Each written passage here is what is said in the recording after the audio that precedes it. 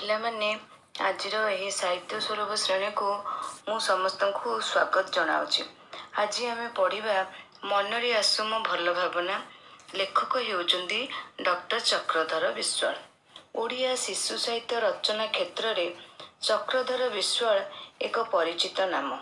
ଶିଶୁ ଓ କିଶୋରମାନଙ୍କ ପାଇଁ ଉପାଦେୟ ପୁସ୍ତକମାନ ରଚନା କରି ସେ ନିଜ ସାଧନାର ସଫଳତା ପ୍ରତିପାଦନ କରିଛନ୍ତି।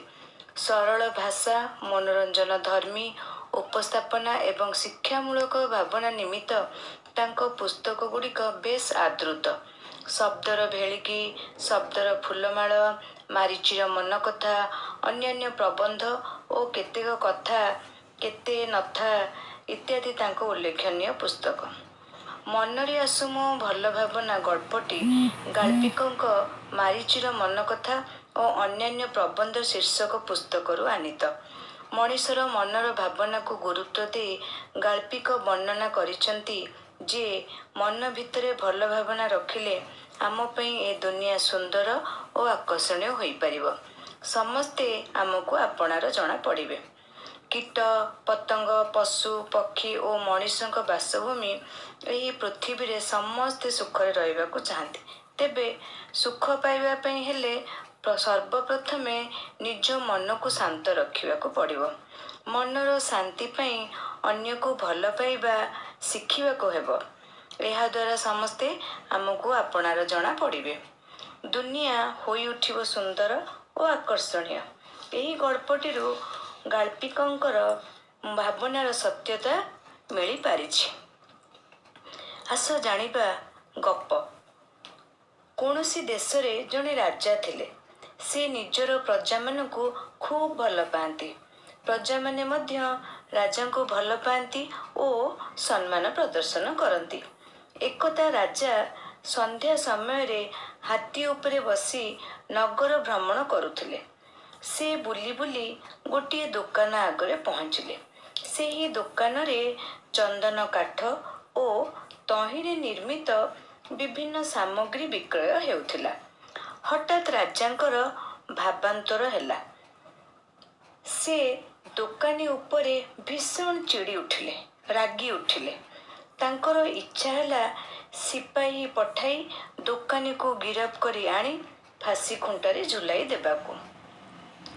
ଦୋକାନୀଟି ରାଜାଙ୍କର କିଛି କ୍ଷତି କରିନଥିଲେ ମଧ୍ୟ ତାଙ୍କର କାହିଁକି ଏଭଳି ଭାବନା ଆସିଲା ସେ ଜାଣିପାରୁ ନଥିଲେ।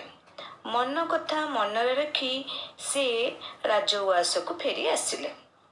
ରାଜା ଥିଲେ ଜଣେ ଶାନ୍ତ ସ୍ୱଭାବର ଲୋକ। ସେ ନିଜ ଭିତରେ ସୃଷ୍ଟି ହେଉଥିବା ଏଭଳି କୁଚିନ୍ତାର କାରଣ, ଏଭଳି ଯେଉଁ ଖରାପ ଚିନ୍ତାର କାରଣ ବିଷୟରେ ସେ ଜାଣିବା ପାଇଁ ମନ୍ତ୍ରୀଙ୍କୁ ସବୁ କଥା କହିଲେ ଏବଂ ସେ ବିଷୟରେ ଅନୁସନ୍ଧାନ କରିବାକୁ ଅନୁରୋଧ କଲେ।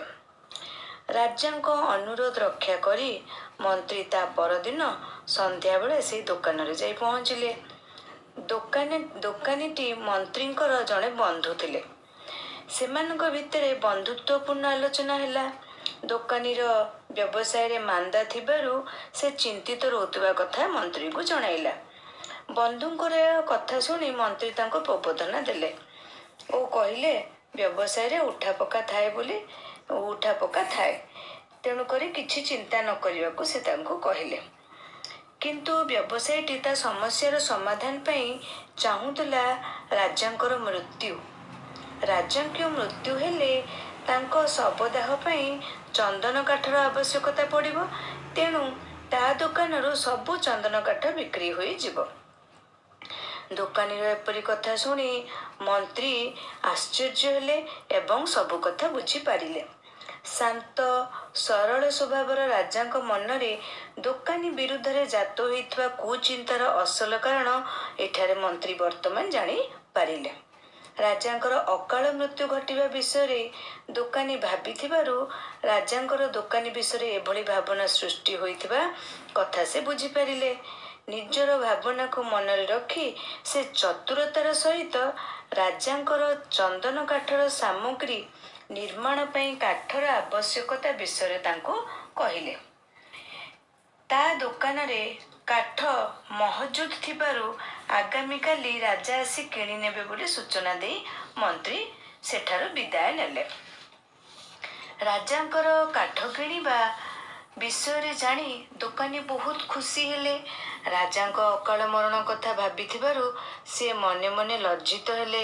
ନିଜକୁ ଧିକ୍କାର କରିବା ସହିତ ରାଜାଙ୍କର ମଙ୍ଗଳ ପାଇଁ ଭଗବାନଙ୍କୁ ପ୍ରାର୍ଥନା କଲେ। ତା ପରଦିନ ସନ୍ଧ୍ୟାବେଳେ ରାଜା ହାତୀ ପିଠିରେ ବସି ନଗର ଭିତରେ ବୁଲୁ ବୁଲୁ ସେହି ଦୋକାନ ଆଗରେ ଆସି ପହଞ୍ଚିଲେ।